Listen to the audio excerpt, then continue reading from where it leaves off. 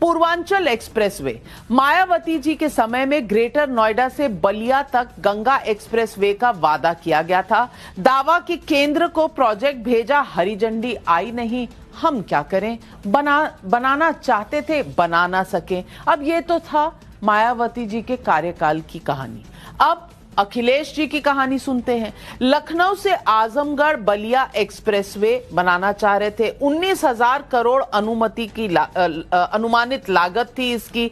2015 में शिलान्यास भी कर दिया, जमीन पर काम शुरू नहीं हुआ, बिल्कुल शुरू नहीं हुआ, क्योंकि काम शुरू करने के लिए डिटेल प्रोजेक्ट रिपोर्ट होती है, टेंडर का प्रोसेस होता है, वो सब कुछ नहीं। शिलान्यास जरूर हो गया और उसी शिलान्यास के बिहाफ पे शायद आज अखिलेश कहते हैं कि ये तो हमारा प्रोजेक्ट है। अब मैं आपको आंकड़े दिखाती हूं कि योगी और मोदी के कार्यकाल में क्या हुआ।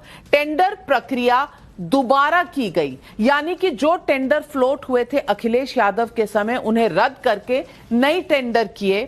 फंड अलॉट हुआ, सड़क की लंबाई बढ़ाई गई गाजीपुर तक और रिकॉर्ड समय में बनकर ये तैयार हो गया 341 किलोमीटर का ये पूर्वांचल एक्सप्रेसवे। ये बनकर तैयार हुआ और नवनिर्माण मंच पर योगी आदित्यनाथ ने स्वयं ये दावा किया था कि उन्होंने 3,000 करोड़ की बचत भी की इस हाईवे को बनाने के लिए। अब ये तो एक प्रोजेक्ट था। हम देखते हैं पूर्वांचल एक्सप्रेसवे के अलावा और कौन कौन से राजनीतिक प्रोजेक्ट हुए। मायावती के समय में नोएडा टू आगरा का एक्सप्रेसवे जरूर बना, 5 सालों में ये बना नोएडा से आगरा का एक्सप्रेसवे, और इसकी जो पूरी लेंथ थी 165 किलोमीटर, यानी 165 किलोमीटर। अखिलेश यादव के समय में आगरा टू लखनऊ का हाईवे बना, यह भी 5 साल में। इन्होंने 302 किलोमीटर बनाया, मायावती के समय से ज्यादा तेजी से बनाया 302 किलोमीटर। लेकिन योगी जी के कार्यकाल में यहां पर Lucknow to Ghazipur 341 kilometre Purvanchal expressway और बुंदेलखंड का 300 किलोमीटर का काम लगभग पूरा हो चुका है और इसी महीने कहा जा रहा है इस एक्सप्रेसवे का भी उद्घाटन होगा। यह हो गया 641 किलोमीटर, 302 641। किसका काम बोलता है, जनता बताएगी। अब देखिए 15 साल वर्सेस 5 साल में क्या स्पीड बनी। 15 साल में अगर 165 और 302 किलोमीटर जोड़ लें तो 467 किलोमीटर रोड्स और एक्सप्रेसवेज बने। 5 साल में 641 किलोमीटर बना और 5 साल अभी पूरे हुए नहीं हैं। 4 साल 7 महीने में 641। अब मेट्रो की कहानी जान लीजिए। लखनऊ मेट्रो मायावती जी के दौर में 2012 में डिटेल प्रोजेक्ट रिपोर्ट केंद्र को भेजा था, ऐसा इन्होंने दावा किया है।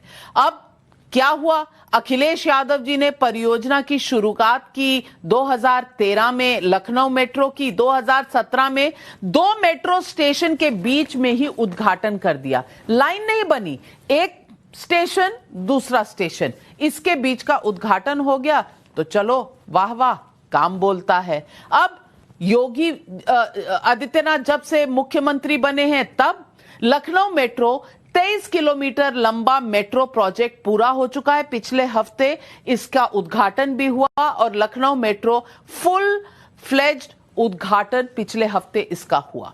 इसके अलावा कानपुर का मेट्रो देख लीजिए आप। कानपुर के मेट्रो की अखिलेश यादव की कहानी थी। 2016 में नींव रखी, प्रोजेक्ट लागत 13,721 करोड़ रुपए तय हुई, काम जमीन पर शुरू नहीं हुआ। और योगी जी के समय में 2019 में काम तेजी से शुरू, 2 साल में काम पूरा हुआ, ट्रायल रन पूरा हुआ, 9 किलोमीटर का स्ट्रेच रेडी है। 2022 जनवरी से मेट्रो कानपुर में शुरू हो जाएगा। आप जनता हैं, आप पब्लिक हैं, आप सब जानते हैं। ये आंकड़े मैं दिखा रही हूं जो सच्चाई के हैं आंकड़े। अखिलेश जी ने अब अगर आप देख ले, गोरखपुर एम्स की बात कर ले, 2016 में केंद्र से मंजूरी आई, 2017 के आखिर में जमीन अलॉट की प्रक्रिया शुरू की, वो भी प्रधानमंत्री की अपील के बाद। 112 एकड़ जमीन, चुनाव आ गया तो काम पूरी की तरह ठप हो गया, मॉडल कोड ऑफ कॉन्डक्ट लग गया। योगी जी ने आके तुरंत जमीन केंद्र को हैंडओवर की। 5 साल से कम समय में एम्स पूरा हुआ, ओपीडी सहित कई जरूरी सेवाएं यहां गोरखपुर के all India institute of medical sciences में काम शुरू हो चुका है। अब जेवर एयरपोर्ट की कहानी सुन लीजिए।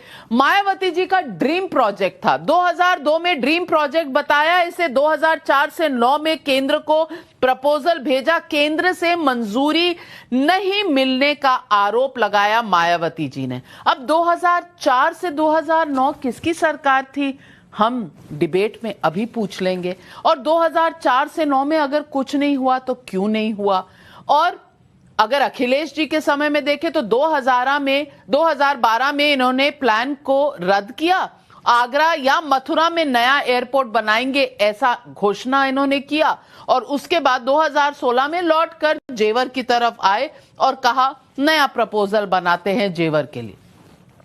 योगी आदित्यनाथ के समय में 2017 में टेक्निकल क्लियरेंस मिल चुका था, युद्ध स्तर पर जमीन अधिग्रहण हो चुका है, टेंडर निकल चुका है, काम शुरू हो चुका है और 2024 की डेडलाइन है।